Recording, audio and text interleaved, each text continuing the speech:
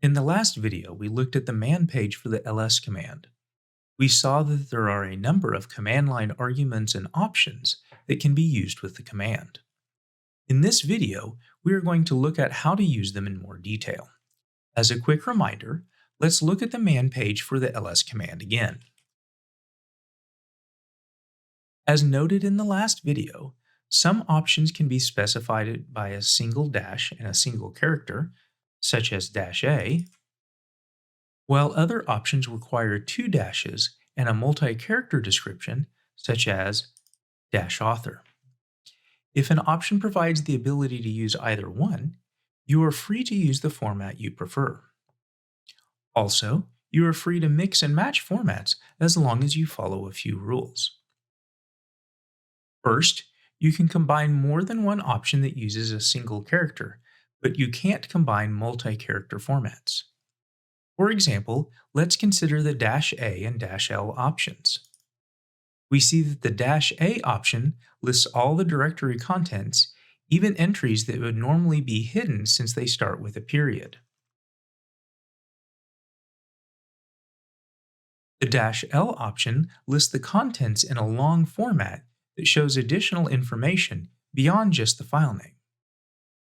If we use the short single character format, we can write the command like this.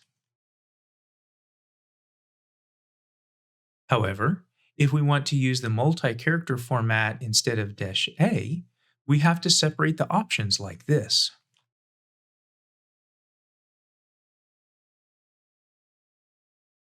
Notice the output is the same. Generally, users prefer the single character option if available. Let's go back to the man page and look at another option that takes an argument.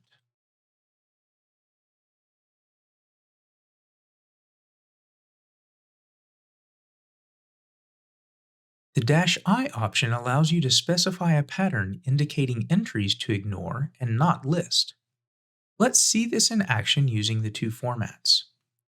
Let's ignore all the entries that start with the word file using the pattern file*.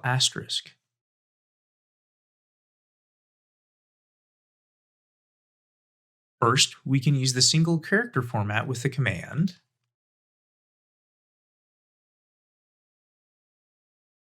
Notice the directories and files that start with the string file are not listed. You have to be careful when combining single character formats and using option arguments, as you can easily encounter problems. Also, if you are using special characters like the asterisk, you must put the ignore pattern in quotes. Until you get a better feel for the command line, I recommend that you don't combine options if they require an argument. If we want to use the multi-character format, we would use this command.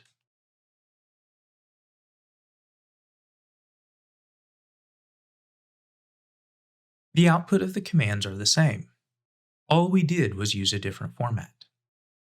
Now that you know how to read help information and use options to customize the execution of a command, you are ready to start exploring some more complex commands and use cases in the command line.